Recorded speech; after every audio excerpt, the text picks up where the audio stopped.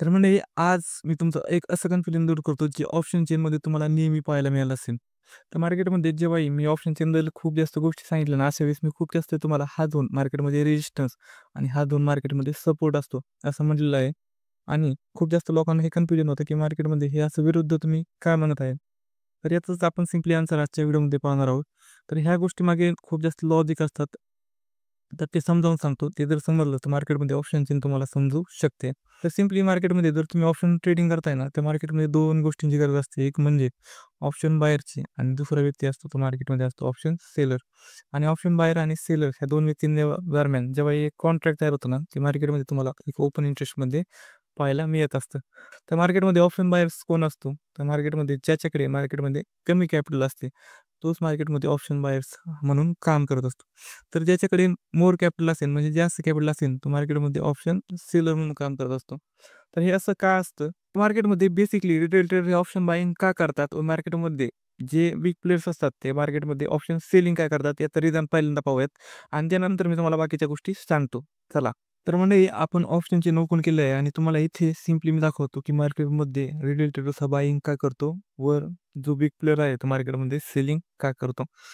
तर तुम्ही पाहिलं ना, तर इथे आपण जिरोधामध्ये एक ऑप्शन चेन ओपन केलं आहे, जिची तर तुम्ही ही जर पाहिलं ना, तुम्हाला समजेल.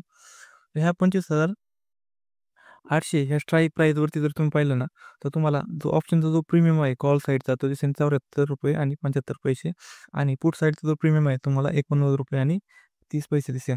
तर मार्केटमध्ये जर आपल्याला हा प्रीमियम ₹74 चा जर बाय करायचा असेल, तर आपल्याला किती कॅपिटलची रिक्वायरमेंट आहे आपण पाहूयात. तर सिम्पली आपण जर इथे बायवरती क्लिक केलं, तर तुम्हाला एक गोष्ट दिसेल, की ह्यासाठी आपल्याला अमाउंट किती लागते. तर तुम्ही पाहू शकता आपल्याला मार्जिन लागते. खाली पहा. इथे पहा मार्जिन आपल्याला मार्जिन लागते ₹5,625 फक्त. आणि जर हा जर ट्रेड आपण जर सेल करायला गेलो, तर अशा वेळेस आपल्याला मार्जिन किती लागते आपण हेच पाहूयात. तर सिम्पली पहा, जर आपण हा प्रीमियम जर सेल करायला गेलो, तर अशा वेळेस आपल्याला अमाउंट लागत आहे ₹2,13,974. मग जर आपण मार्केटमध्ये बायिंग करतो, तर अशा वेळेस आपल्याला जवळपास ₹5,000 आपण एक ट्रेड घेऊ शकतो. म्हणजे एक लॉट बाय करू शकतो. पण त्याच वेळेस जर आपण मार्केटमध्ये जर ऑप्शन सेल करतोय, तर अशा वेळेस मार्केटमध्ये आपल्याला जवळपास ₹2,13,000 ह्याच ट्रेडसाठी लागत आहेत आणि त्याच्यामध्ये तुम्हाला एकच लॉट मिळणार आहे. तर अशा वेळेस मार्केटमध्ये आपल्यासारखा जो रिटेल ट्रेडर्स आहे, हा कधी प्रेफरन्स देतो बायिंगसाठी. का? कारण सिम्पली अमाउंट इथे कमी लागते आणि जर सेलिंग करायला गेलो, तर अमाउंट इथे खूप जास्त लागते. तर अशा वेळेस जर बायिंगमध्ये अमाउंट कमी लागते, तर अशा वेळेस आपली रिस्कही काय असते, तर मार्केटमध्ये कमी असते. त्यामुळे रिटेल ट्रेडर्स हा मार्केटमध्ये नेहमी ऑप्शन बायिंगसाठी हा प्रेफरन्स देत असतो. तर अशा वेळेस मग ऑप्शन सेलिंग कोण करतं? तर ऑप्शन सेलिंग करत असतात बिग प्लेयर्स. जे मार्केटमध्ये ज्यांच्याकडे मोठा पैसा आहे ना, तेच मार्केटमध्ये ऑप्शन सेलर म्हणून काम करत असतात आणि मार्केटमध्ये ऑप्शन सेलिंग करत असतात.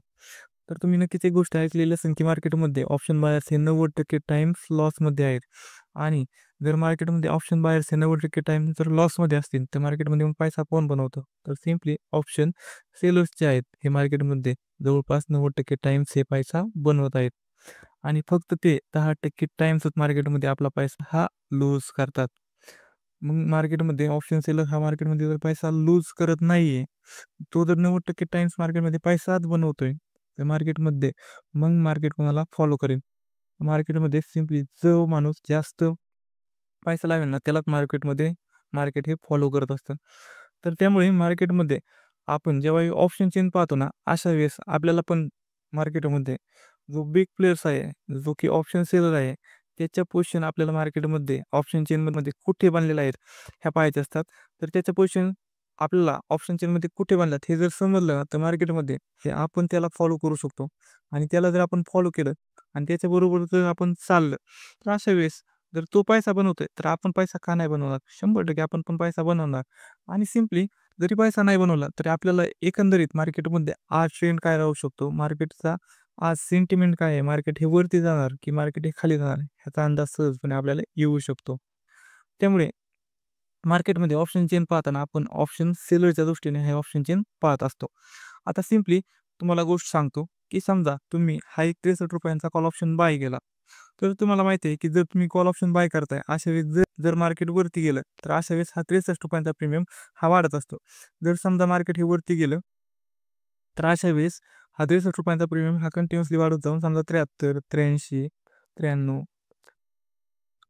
अजून कन्सिडर करा की समजा 123 रुपयांवरती गेला. तर 123 रुपयांवरती गेला तर तुम्हाला इथे option buy as option buyer हे फायदा होत असतो. पण जर मार्केटमध्ये जर तुम्ही 25,800चा जर 63 रुपयांचा प्रीमियम बाय केलाय, तर अशा वेळेस जर मार्केट 25,800च्या वरती गेलंच नाही, तर 63 रुपयांचा हा प्रीमियम हा मार्केटमध्ये होत असतो 0. जर हा प्रीमियम मार्केटमध्ये 0 होतंय, तर हा पैसा कोण छापतंय? तर सिम्पली मार्केटमध्ये हा पैसा जो कमवतोय, हा कमवतोय ऑप्शन सेलर. जर मार्केटमध्ये तुमचं इंटेन्शन असतं ना मार्केट हे वरती जाणार, अशा वेळेस ऑप्शन सेलरचं इंटेन्शन असतं मार्केट खाली जाणार. आणि मार्केटमध्ये ज्यावेळी तुमचं इंटेन्शन असतं मार्केट खाली जाणार, अशा वेळेस ऑप्शन सेलरचं इंटेन्शन असतं मार्केट हे वरती जाणार. मग मार्केटमध्ये ऑप्शन सेलरचं इंटेन्शन तुमच्या विरुद्ध असेल, तर सिम्पली एक गोष्ट समजून जायची की मार्केटमध्ये जर 25,800चा जर तुम्ही कॉल बाय केला, तर मार्केट हे 25,800च्या वरती जाणारच नाही. मार्केट जाईल 25,700, मार्केट जाईल 25,600, मार्केट 25,500. जर तुम्हाला मार्केटमध्ये खालच्या साईडने जर पोझिशन जर स्ट्राँग दिसल्या, तर सिम्पली हे इंडिकेट करतं की मार्केटमध्ये इथे ऑप्शन सेल हा मार्केटमध्ये स्ट्राँग आहे. याचा अर्थ जर मार्केटमध्ये इथे जर ऑप्शन सेलर स्ट्राँग आहे, हे तुम्हाला सिम्पली दिसतंय, तर मार्केट 25,800च्या वरती जाणारच नाही. आणि जर 25,800च्या वरती जर मार्केट जाणारच नसेल, तर हा जो झोन आहे, हा 25,800 हा आपल्यासाठी असेल रेजिस्टन्स झोन. आणि मग त्यामुळेच मी म्हणतो की ही साईड आपल्यासाठी असते रेजिस्टन्स. आता त्याच्या विरुद्ध जर पाहिलं, तर समजा तुम्ही मार्केटमध्ये 25,750चा एक प्रीमियम ₹77 प्रीमियम हा बाय केला. तर तुम्हाला माहिती आहे की जर तुम्ही पुट ऑप्शन जर बाय करताय, अशा वेळेस तुमचं इंडिकेशन असतं की मार्केट खाली जाणार. मग जर तुम्हाला असं वाटतंय मार्केट खाली जाणार, तर अशा वेळेस ऑप्शन बायर्सला असं वाटतं की मार्केट हे वरती जाणार. मग सिम्पली ह्या जर साईडच्या पोझिशन जर तुम्हाला स्ट्राँग पाहायला मिळाल्या, तर अशा वेळेस सिम्पली हे इंडिकेट करतं की मार्केटमध्ये ऑप्शन सेलर इथे स्ट्राँग आहे. तर ऑप्शन सेलर जर इथे स्ट्राँग असेल, तर सिम्पली मार्केट याच्या खाली मार्केटला ऑप्शन सेलर जाऊन देणार नाही. मग काय करेन, तर मार्केट एकतर तुम्ही जर पुट बाय करताय, तर मार्केट 25,800, 25,900 असं मार्केट वरती जाणार. पण अशा वेळेस हा जो झोन आहे आपल्यासाठी सपोर्ट झोन काम करणार. सिम्पली गोष्ट लक्षात घ्या, मार्केटमध्ये जर हा डाटा स्ट्राँग असेल, तर सिम्पली मार्केट इथून खाली जाणारच नाही. मार्केट 700, 650 असं खाली जाणार नाही. मार्केट इथे स्ट्राँगली मूव्ह करेन आणि आपल्यासाठी हा झोन बनेल सपोर्ट. सिम्पली ह्या साईडला जर डाटा तुम्हाला स्ट्राँग पाहायला मिळाला, तर हे सिम्पली सांगतं की मार्केटमध्ये हा झोन आपल्यासाठी रेजिस्टन्स आहे. का? कारण ऑप्शन सेलर्सने इथे पोझिशन जर बनवल्यात, तर ह्या साईडचे जे काही तुम्हाला स्ट्राईक प्राईस दिसतात, इकडे मार्केट हे जाणारच नाही.